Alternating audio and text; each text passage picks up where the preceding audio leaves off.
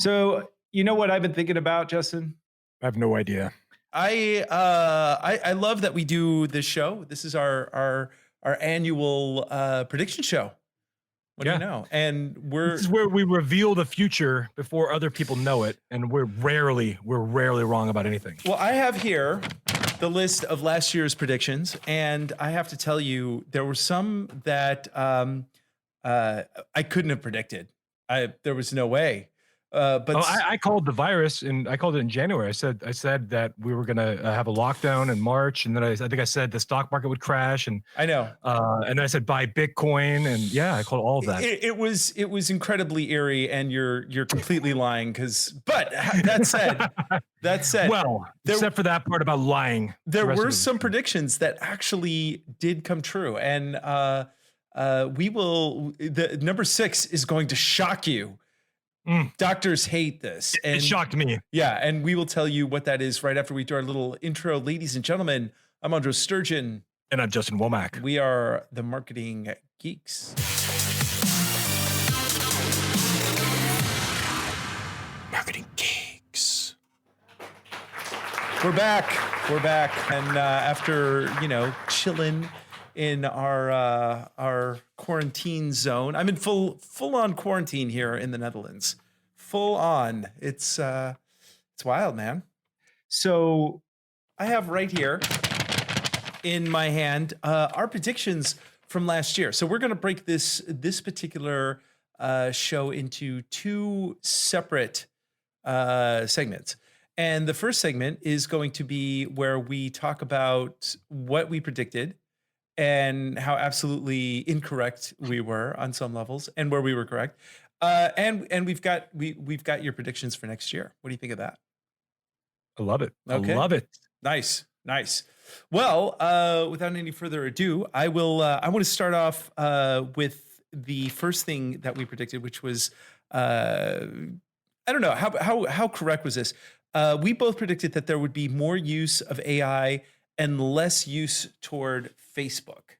I would say that we were incorrect. I'm going to give a 3 Pinocchios on that one, because Facebook is still being used a lot, and it got used a lot more because of the shutdowns, because of the lockdowns. So I think AI also is being implemented more, but it's more on the back end. We don't see it, so it's not something we can really visually see, but obviously it's improving, and we only have a few more years until it's self-aware.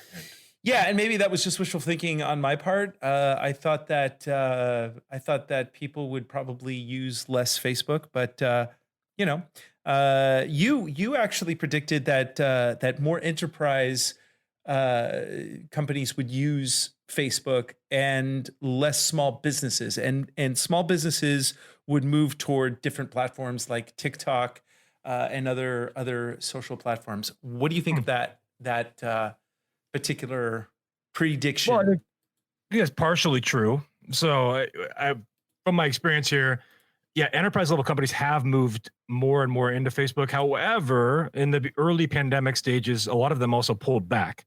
So we saw a pretty big pullback in ad spend from March till about July, I would say. And which was cool, because if you were running ads during that period, it was a lot cheaper for traffic. You could get a lot more traffic for less dollars during that little window of time. It seems to have picked back up again now. And small business owners, they've obviously, the shutdown has forced a lot of business owners that never used anything online before to now kind of learn online marketing and start transitioning into online. But I would say that no, not a lot of them are using TikTok for marketing quite yet. I would say that the majority of them probably don't even know what it is quite yet still. And Facebook still is the dominant advertising platform for both big and small business. But that's going to change, because we're going to see what happens with the Pixel, and how Apple and Facebook settle out their differences in courts and wherever else as we get through 2021. So, so I would say that was mostly incorrect, but there's a little bit of truth there. Well, one thing that is, and this is actually, I'm going to move into my prediction that will correct our lack of actually having a good prediction last year. And that is that Apple, and because they're going to war with Facebook right now over their advertising, Apple, I believe, is positioning themselves to create their own network, their own advertising network. Yes, it's only within, say, Apple users. Not a lot of people outside of Apple use, say, Safari, but they definitely have enough dominance with Apple TV, with Apple products, with their App Store, that they could probably have their own advertising network and shut out Facebook completely, which which I could see them doing. Or make Facebook pay them to use it. So, which Facebook probably wouldn't do, but they could try to have like, hey, you want to use our advertising network? Great, we're going to take a cut off of everything that we're going to take a percentage of everything that gets generated, whatnot, something like that. That could happen. I also think that they could go the other way, where Facebook starts developing cell phones, or Facebook starts developing computers. I mean, it I don't think wouldn't so. shock. Yeah, I don't think so. I mean, Maybe I'm just throwing it out there. Or maybe they buy, a company that like they buy like a Dell company, or they buy a company that already is doing like BlackBerry or something. I don't know. Is that still a thing? I mean, they could buy the shell of that company and then turn it into the Facebook phone, something like that. I don't know. I'm throwing a few random ideas out there, but I mean, I think Facebook is realizing that they are needing Apple a lot. Apple doesn't need Facebook. I'd say Apple doesn't need Facebook as much as Facebook needs Apple. So it'll be interesting. but what was that? What was that last thing that you just said? Facebook needs Apple more than Apple needs Facebook. Okay, that's what I thought you said. Yeah, I mean, we'll see about that. I think that a lot of companies now are definitely rethinking their Facebook strategy. They're the only game in town right now, so yes, they have to kind of play nice with Facebook. But overall, I'm I don't know, man. I think that those it's still too early to tell any of that stuff. But I do feel though that because Facebook is getting much more competitive, people are still using it because it's effective. But there is a point where it's like, okay, 50% of the revenue that I'm getting from Facebook, I'm giving back to Facebook. And I think at some point people are going to get tired of that. So, I have no say over that. But Facebook did try and have a Facebook phone like in 2006, and they found out that they were far more effective to just put Facebook products on people's phones because they could still get the same amount of data. So Well, that was until Apple leveraged their app store and everything, and now is changing the game. So Facebook's kind of back at square one. So I mean, I think it's realistic. They're not going to try to just start from scratch. They'd probably have to buy an existing company of some kind and build off that infrastructure. I don't know what company that would be, mhm. but they have to do something if they want to not ruin their ads platform. Because with Apple making that big demand, that would completely transform the landscape of online advertising going into 2020, going into mid 2021, we'll say. Yeah, and it would be really interesting if Facebook and Apple actually have a head-to-head battle. They get up on the stage and Apple's like, "Yo, yo, yo, Facebook, what do you say? I've got advertisement, so yours can go away." And then like Facebook gets up there, Mark Zuckerberg with the mic, and he drops some rhymes. So Tim Cook versus Mark Zuckerberg in a celebrity boxing match. Yeah, man, it'll be like the Silicon Valley version of 8 Mile. I'm so looking forward to that. Oh man, I would totally pay for that. Totally pay to watch it. What'd you think of my rap, man? Was that awesome? It was solid. It's Yeah. not bad. Not bad. You can't say that my flow isn't bogus because You're not ready to take on Joe Rogan quite yet in a rap battle. Not quite ready. just watch. Yeah, we will. Just We're gonna do it watch. together. We're taking him on. And you Um, better watch your back, Joe Rogan. We're coming for you. here's my next two predictions. Not correct. I predicted that there would be some laws that would make it harder to track people, and the death of cookies and personalization, meaning that market segmenting would be a little tougher. So nothing happened You're early. there. You're early. You're a year early. That's all. I think that will eventually happen, but I think it's still a few years out, and it's going to be uh, a slow crawl. I think that definitely personalization, market segmenting, getting as much data for lead generation. Some of those same things are going to matter, but I think that how people do it is going to change just a little bit. because my next prediction was actually completely correct. Like this one I knocked out of the park, and I said that outside the box marketing Mm. would become a thing. So outside the box marketing, meaning that you have to really think about different ways of marketing, the way that people get clients, the way you do outreach. And this was really interesting because at the beginning of the year, I have this huge client, right? And at the very beginning of the year, I sat down with the entire team and we made this big marketing plan. And the way that it would work is I would do generate some buzz around their big event. And then the big event would happen. And then we would do some kind of live stuff around the event. And then we would do like a follow up movie around the event. But basically, most of the content that I was creating was going to be supporting the live events. And then, of course, that went out the window. So we had nothing, right?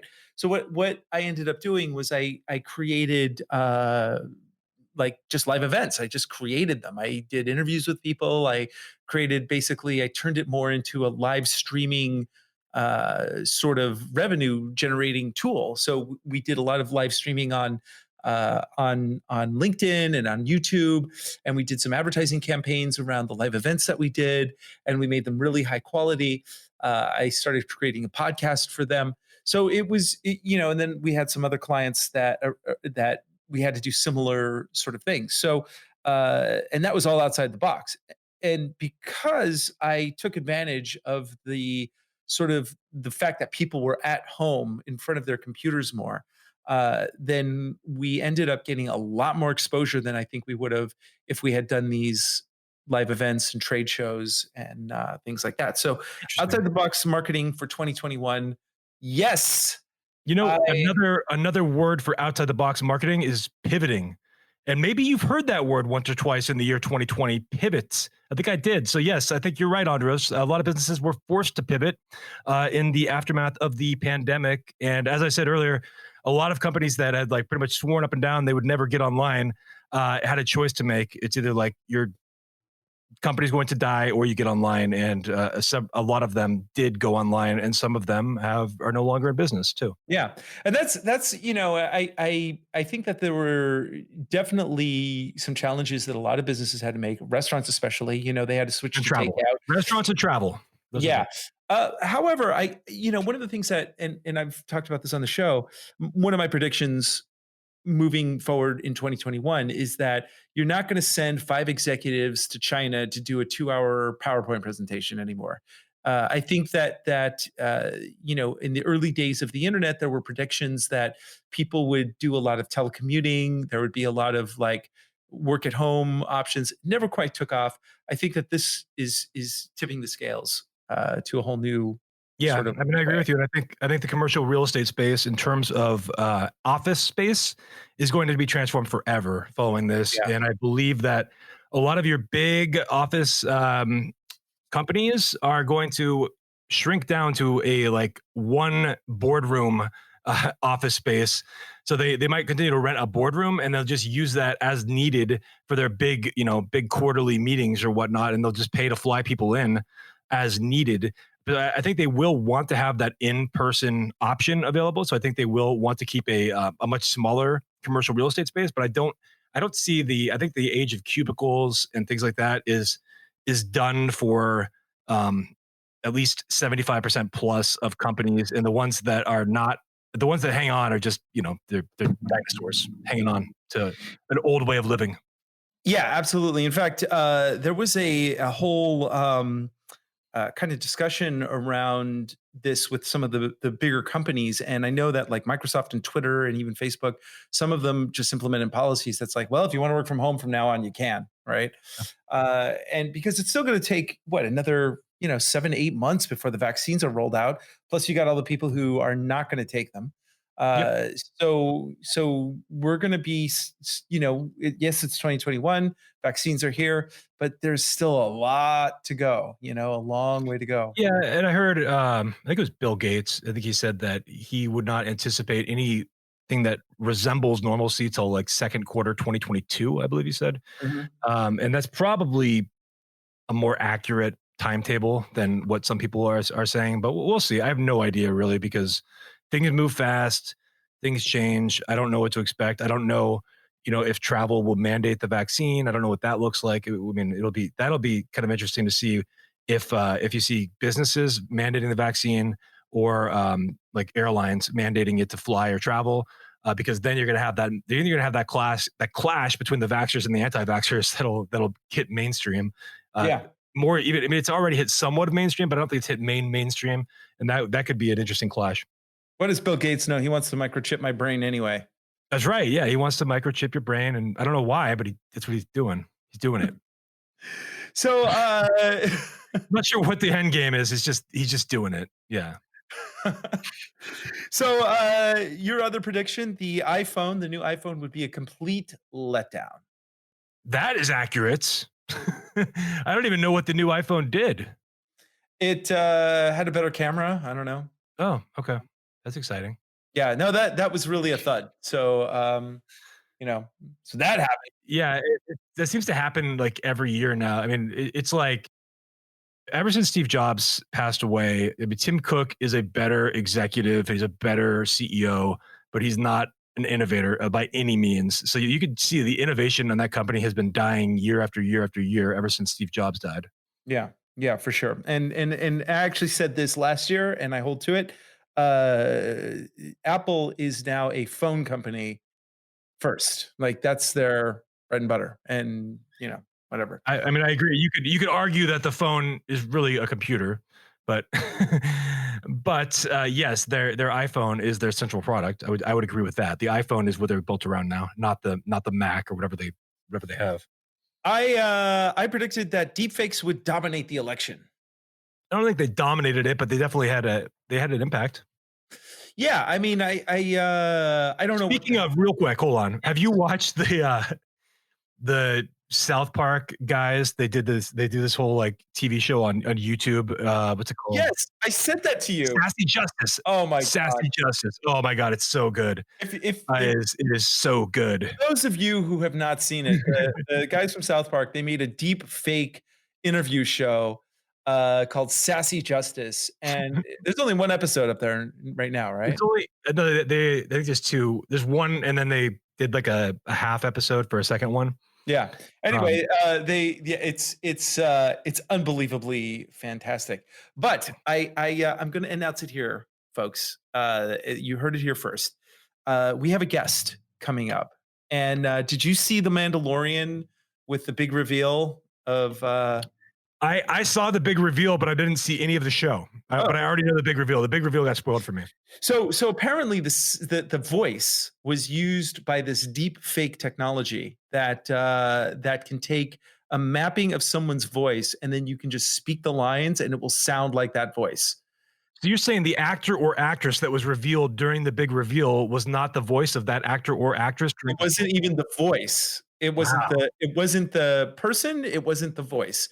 I have the CEO of that company on an upcoming show. So it's a fascinating technology. That's going to be a great show. So look for that in the next couple of weeks, because that is going to be off the hook. That was so cool. So you heard it here first. You didn't even know that, did you? I didn't even know that. No, that's news to me too. That's awesome. That's a good one. That's a solid one you got there. We actually have a legitimate show now. People listen to it, and so I know, it's crazy. We can get real guests. It's like, that was not my prediction. I never predicted that people would actually listen to our voices. I'm going to throw out a prediction while I tell you a little like side segment here, segue. Clubhouse, the app, the social media app, is going to be absolutely huge for podcasters, and it's an incredible app right now. It just crossed 1 million users on, I think it was the Friday before Christmas, or I guess was Christmas on a Friday, or it was like right around Christmas Day. They passed 1 million users, but it's still limited to iOS only. So it's only available to iOS devices, and it's only available by invite still. However, those invites are exponentially growing in availability. So it's almost open to the whole thing. But I mean, it's such a cool platform because you have an opportunity to network with like pretty high level minds and high level individuals. And I've already met several people We have a potential guest that we will likely bring on the show, who is the son of a famous doctor and author. I'll just leave it at that. And it's I just think that is going to be an amazing thing, and I'm hoping that as it grows, we can leverage Clubhouse to do like Q&As with our, with all 7 of you. You could be right there in Clubhouse with us, and we can answer your questions live, like after an episode or something like that.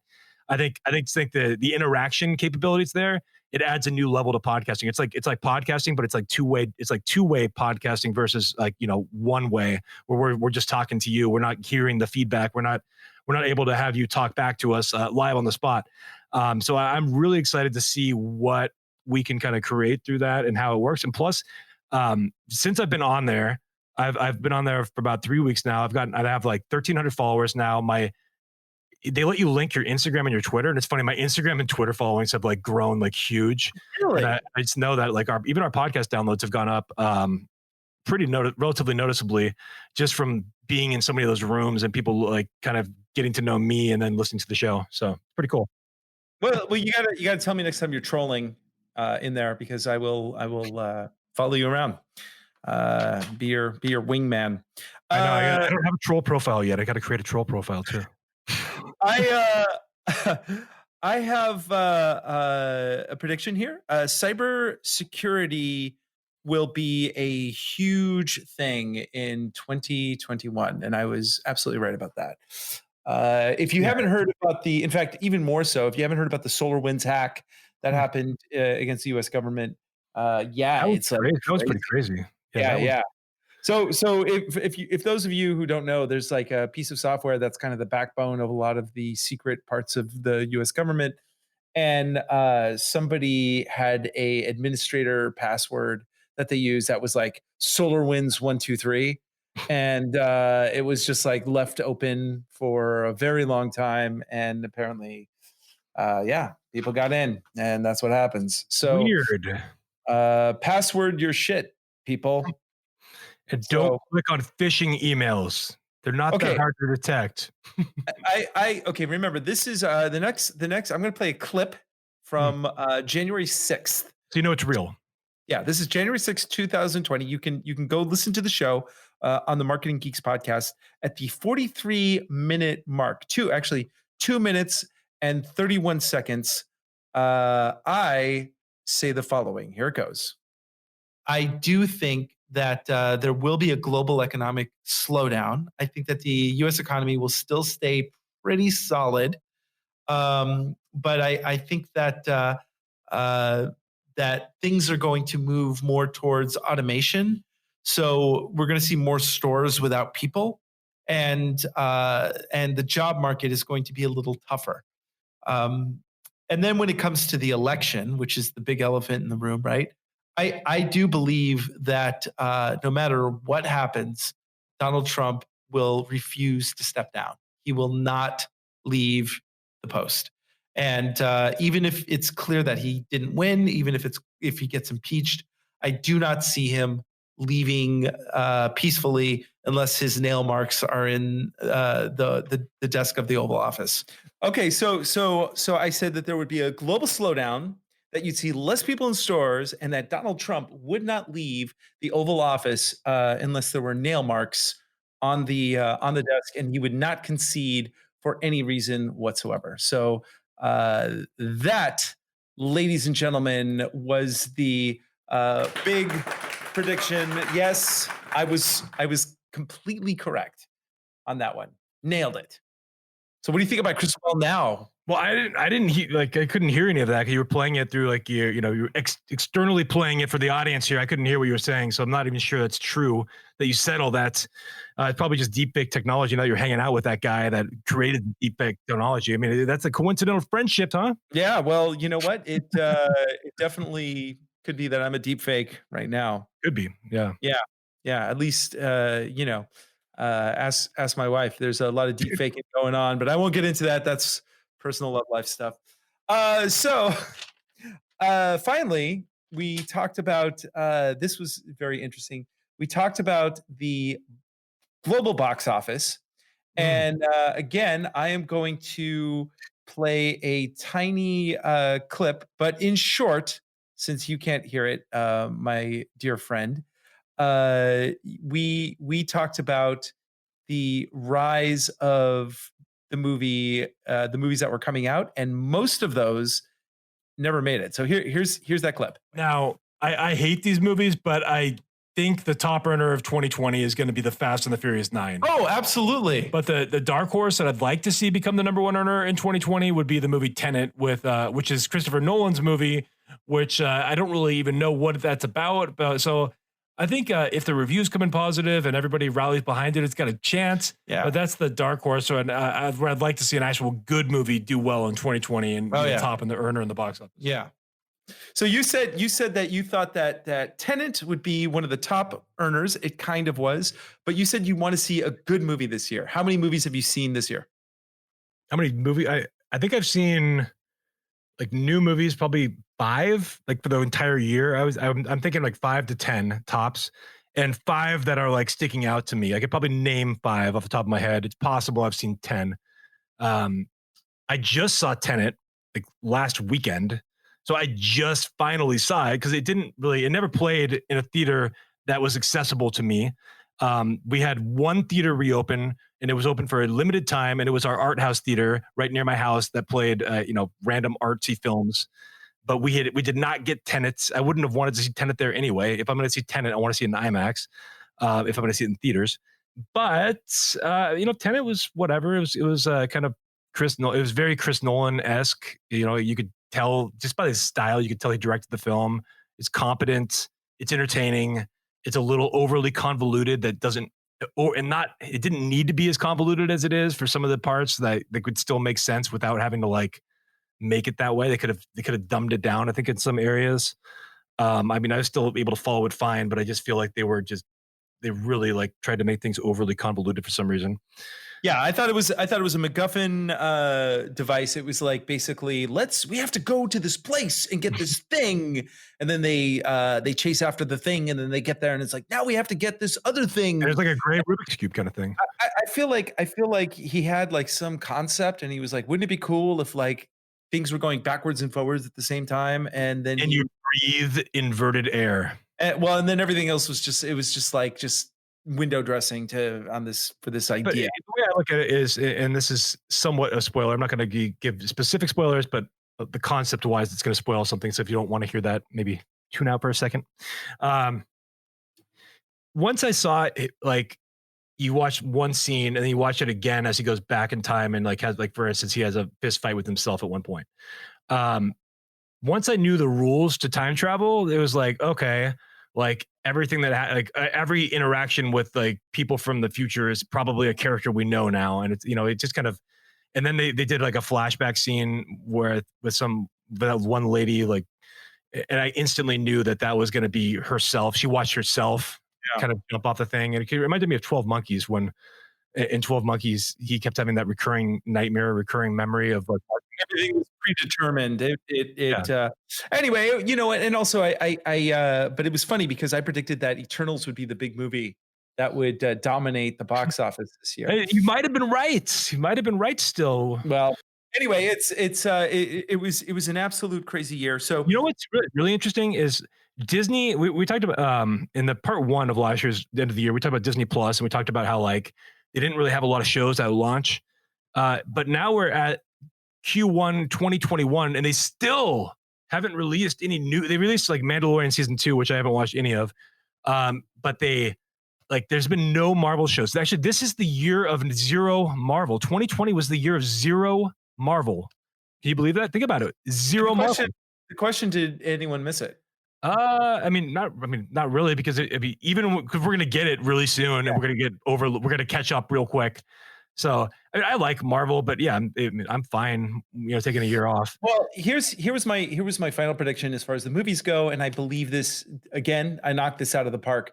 I predicted that the movie industry, this would be the real last year that people would be ever interested in movies, and then after this, everything's going to go to streaming.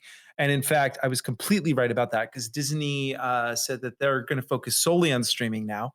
And it's, the pandemic, it's it's making a lot of things shift. But the one thing I truly lament, besides, of course, the loss of life and the people who have long haul COVID, but and the rise of Q, which I certainly do not get. But the thing that I really lament is the death of the movie theater. And I think that is something that we will. My son, who's 6, will tell his children, we used to go to movies, and this is what the experience was like. And it's almost like talking about going to vaudeville. Maybe. It's I doesn't. think I still think that theaters will change forever. I think that there might be a place for IMAX and big theatrical experience locations. I think your general movie theater is done. Like you're not there might still be a place only for the big screen, like your 10-story IMAX screen was super, top of the line sound. You could probably still sell tickets to that and still make that profitable, because I think there is an audience for that. But you're right. I'm not even sure. I'm not sure there is, though. I'm not 100% confident there is an audience for that.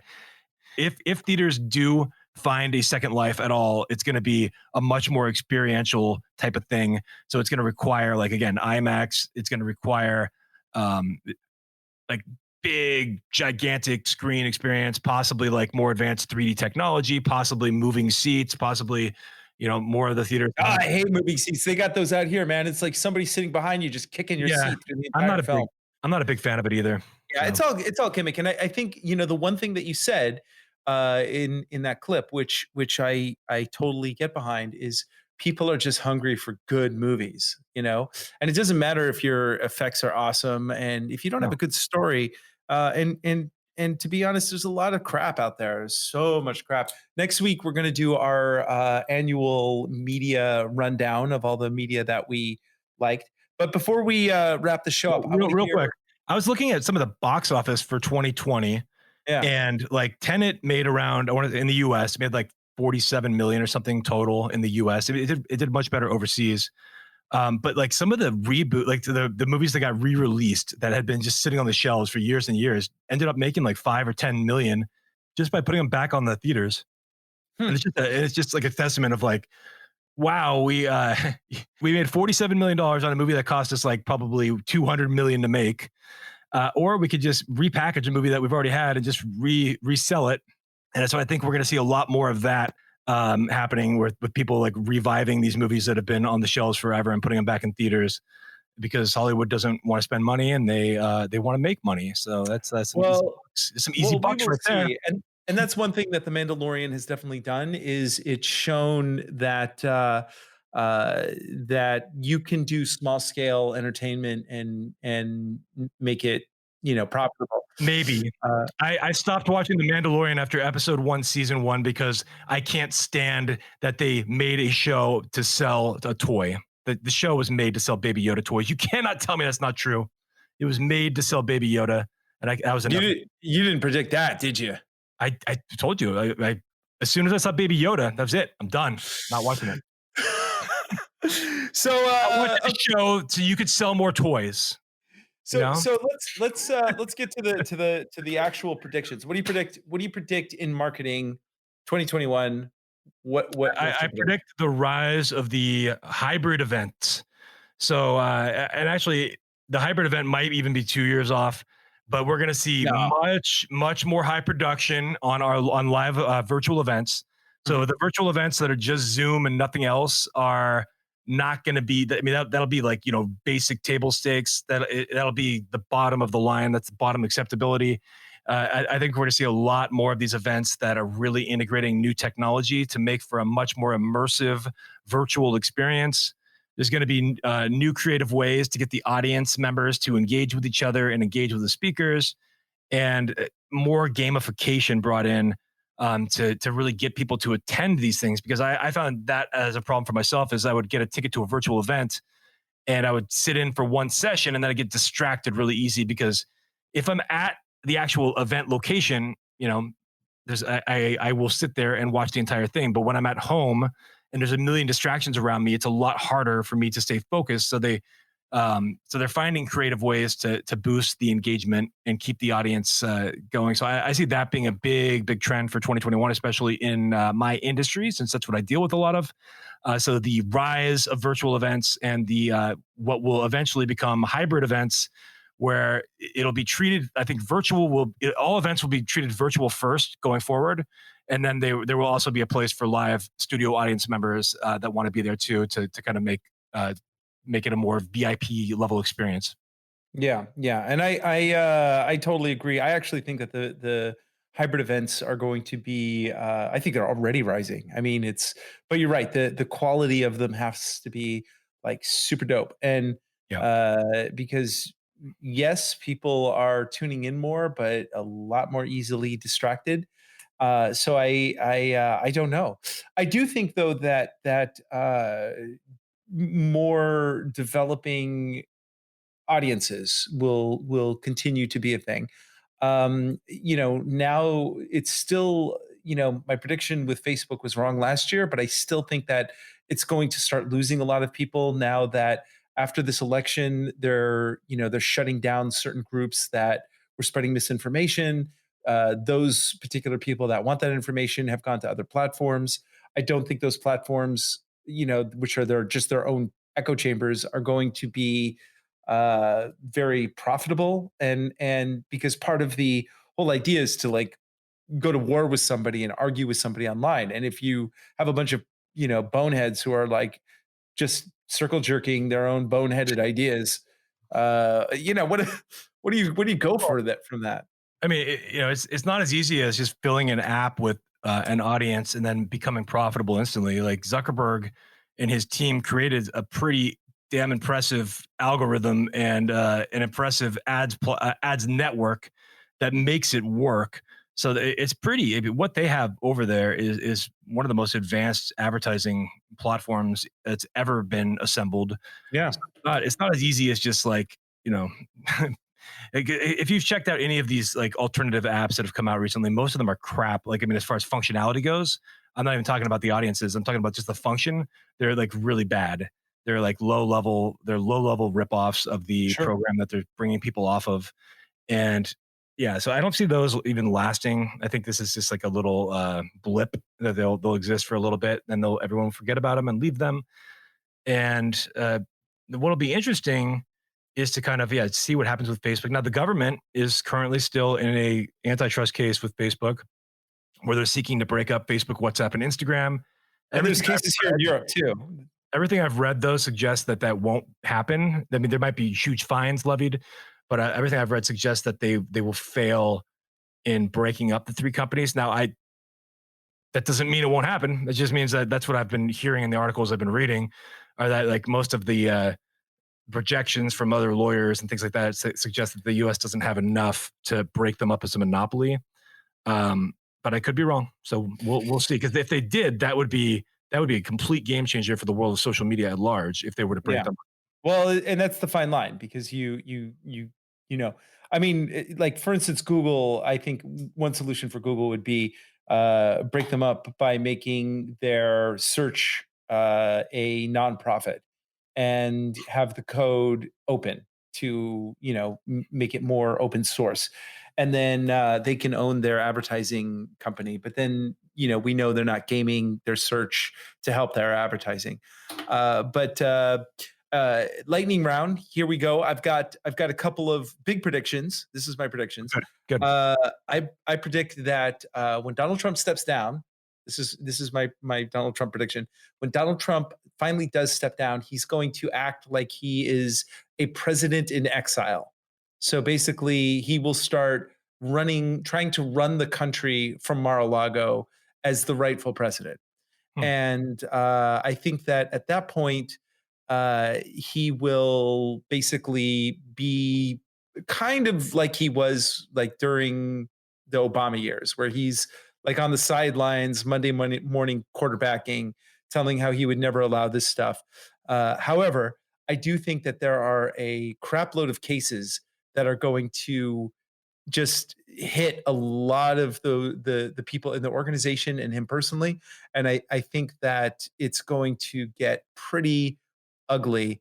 I also don't see the rise of white supremacy going away at all. So, Yeah. I think so. Number one, I believe that the state of New York will indict Donald Trump. Not putting any implications on that. I just think it's going to happen. All the evidence suggests to me that they are building a case. They are hiring top level tax forensic people over there, and they are ready to indict him possibly as soon as January 21st. More probably at the end of Q1 2021. So probably in the next 3 months, I believe he will be indicted by the state of New York. I don't know that he'll get convicted. I don't know what that looks like, but it's going to create it'll create a lot of backlash among the base. I can guarantee that. And it's going to be a lot of tense friction there. And then there's also like the concept, if he were to get indicted and convicted, technically the Secret Service would have to accompany him to a prison. That's like, there's some weird stuff that would happen if that were to happen. So it'd be so you have Secret Service for the rest of your life as a president. Yeah. So there's a lot of like never happened before kind of scenarios that get mixed in there. So it's interesting. I was joking with my buddy. I'm like, maybe Trump will pardon Snowden so that he could take over his apartment, and then they'll switch. Well, we're definitely going into uncharted territory, but I think that we're going to be looking at more of the same for at least the next 6 months. More lockdowns, more. But as the vaccine rolls out, some people won't take it. Some people are going to try and forge their documents. I after long. I went back and forth over it, and I actually know a guy who runs a tech startup that sequences DNA, and he knows all about this stuff. He said that the vaccine is actually safe. It's been around for a while. The reason that they were able to get it going so fast is because a lot of the information that they use for the coronavirus goes way back, because the common cold is a coronavirus. But nobody made a vaccine for it because there was no point. So I think that the vaccine is safe. If it kills a bunch of people, well, that would be bad for the economy. So, Yeah, I'm not gonna jump to take it. I will tell you that. I'm not gonna. I most likely will eventually end up taking it. But yeah, I don't like to take version 1 of anything unless it's Neuralink, because I would let Elon Musk install version 1 of Neuralink directly into my brain. Elon, if you're listening. Anyway, weird times ahead, man. But I will say this: in 2021, we will have joy, and we'll have fun, and we'll have seasons in the sun. And then somebody will leave a cake out in the rain, and it will be. I don't know if I could take it because it took so long to bake it, and I will never, ever have the recipe again. That's beautiful. Thank you. Ladies and gentlemen, we are the Marketing Geeks, and please go on LinkedIn, look up the Marketing Geeks podcast, follow us, because if you do, then you will see when we have our new guests. We're going to definitely have a bit more interaction. We're slowly building this thing up. We're doing more live streams this year. And if you're on Clubhouse, you can follow me at Justin Womack. And what are you? Andros just joined today. What's your handle? Andros. At Andros, Andros. So at Andros and at Justin Womack. The Marketing Geeks are on Clubhouse. Make sure you follow us and click the bell icon so you never miss when we go live. Yes. And with that, ladies and gentlemen, thank you so much. We are the Marketing Geeks, and we are out. Stay classy. Marketing Geeks, come on, bring your friends. We'll learn marketing from distant lands. Andros Sturgeon and Justin Womack, the fun will never end. It's Marketing Geeks. Marketing Geeks.